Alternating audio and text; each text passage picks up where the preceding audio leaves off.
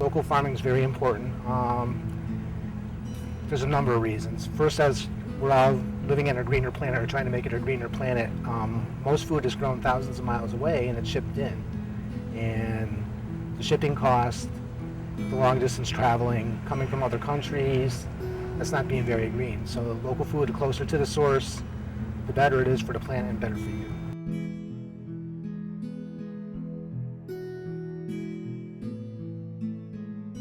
Growing locally, I mean, especially now with oil prices so high, is like hard, but really important because you're supporting your community.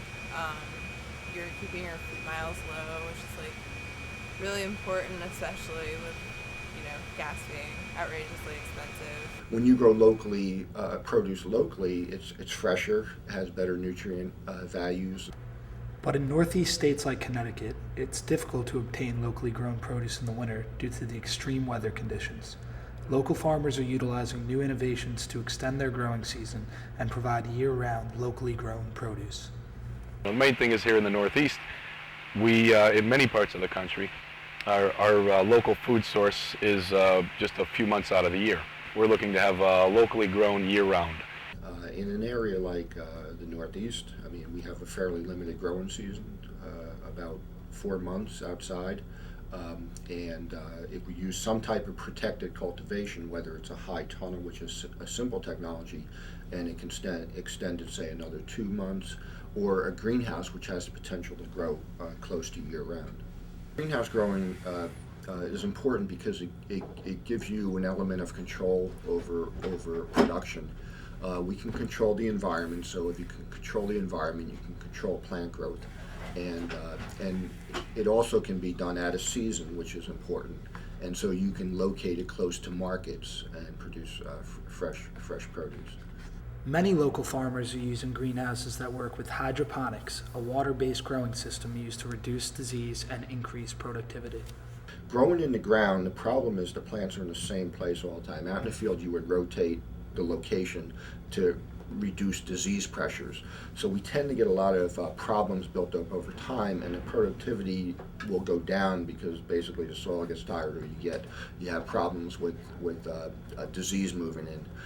So one way around that would be to grow hydroponically, where you can have a fairly sterile starting mix, and then you can also control the fertility and the crop response a lot closer.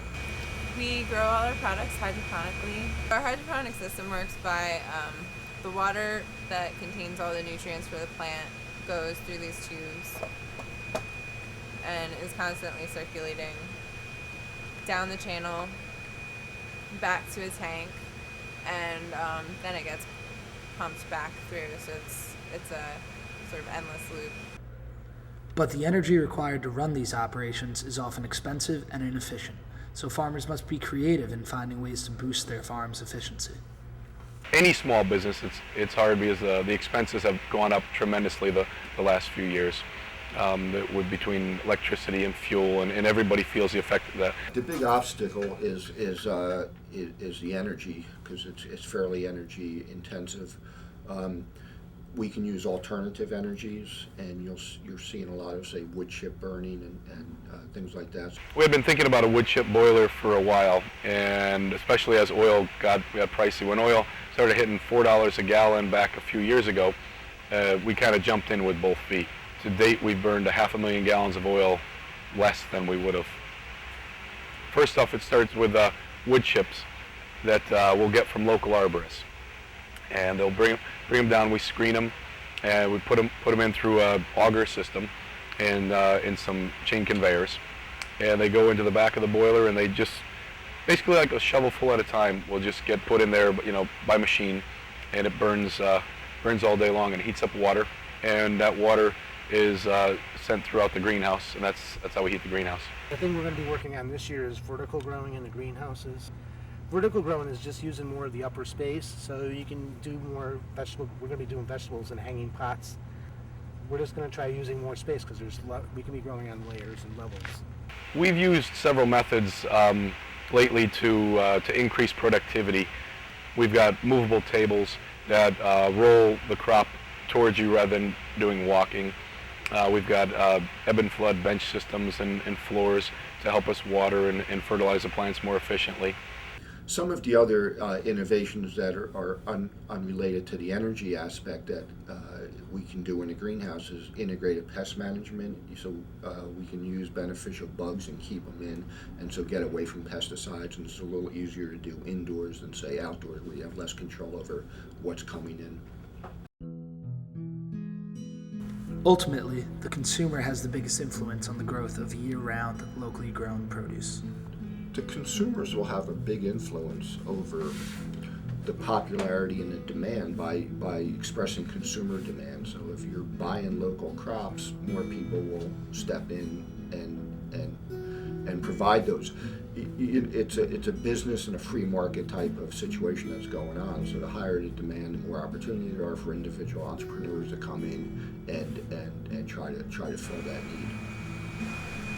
As far as supporting local food, I mean, shopping at the farmers market, trying to buy locally from people you've met, be sort of invested in your community, and try and buy from them so that they can give back more to everyone.